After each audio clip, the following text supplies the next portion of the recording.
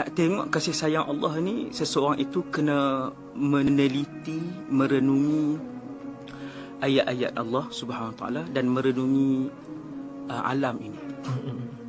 Kita setiap hari kita makan nasi, kan? Ya. Setiap hari kita makan nasi. Siapa yang sediakan nasi itu? Nasi itu daripada pokok padi. Untuk menghasilkan pokok padi perlukan tanah, kita perlukan tanah tanah bendang tu kan. Perlukan tanah selut. Kalau tanam di tempat lain tak dapat.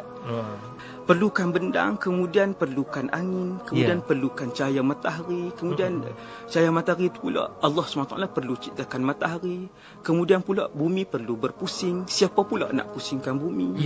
Betul. Dalam sepinggan nasi manusia, kalau dia pandang dengan mendalam, dia pandang 2 lapis, 3 lapis ke dalam, dia nampak betapa Allah SWT menyediakan alam ini untuk manusia. Dan Allah sebut perkara itu berpuluh-puluh kali di dalam Al-Quran, iaitu dalam surah Al-Jathiyah ayat 13. A'udzu billahi minasyaitonir rajim. Wa sakhkhara lakum ma fis samawat. Allah telah menundukkan segala benda yang ada di langit. Semua planet, cakrawala, bintang yang ada di langit untuk manusia. Manusia guna untuk tahu jalan, manusia guna untuk mendapatkan cahaya, manusia guna untuk memanahkan badan. Alam ini diciptakan khusus oleh Allah Subhanahu Wa Taala untuk kegunaan manusia. Ini maksud wasakhara lakum ma fis samawat. Wahai manusia sekalian, pandanglah alam ini. Lihatlah bagaimana Allah menciptakan alam ini kerana mengasihi kalian, kerana sayang kalian. Allah ciptakan keseluruhan yang ada di langit.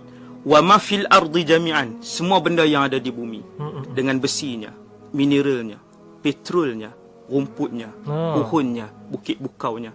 Kesemua ni kita kaji. Dia kena pandang dalam, dia tak boleh tengok tidak berfikir. Sekali lalu macam tu. Sebab tu banyak ayat Quran, la'allakum tatafakkarun, la'allakum taqilun, supaya kalian berakal. Keseluruhan alam ini diciptakan untuk manusia. Segala yang di langit, segala yang di bumi. Siapa yang boleh dapat benda tu? Siapa yang boleh tengok kasih sayang Allah menerusi ciptaan-ciptaan itu? Inna fi dzalika, kata Allah, sesungguhnya perkara itu la ayatin liqaumin yatafakkarun.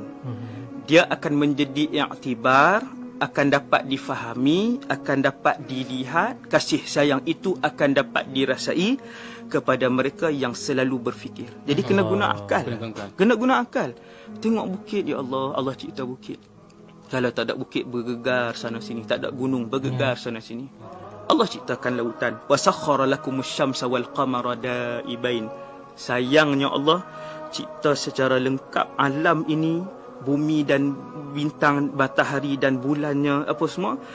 Matahari untuk panaskan. Kalau disebut dalam ilmu astronomi, matahari ni kalau di depan 1 meter, bukan 1 meter, sejengkal saja ke depan, terbakarlah semua yang ada.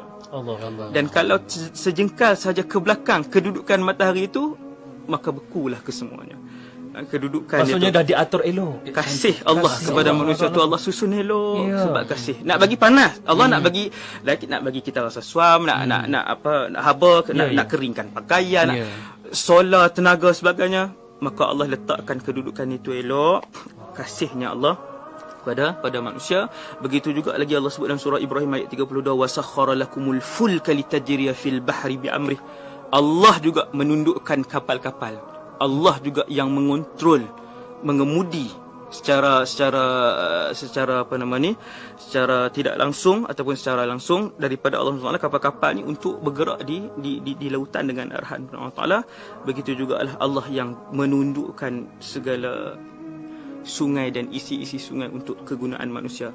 Jadi kita nak bangkitkan nak bangkitkan rasa tahu Allah mencintai itu, kena merenung. Kena merenung alam ciptaan Allah SWT. Dan kita kena sedar bahawa segala yang Allah ciptakan sekeliling kita adalah untuk kita. Untuk manusia. Untuk manusia. Khusus untuk manusia.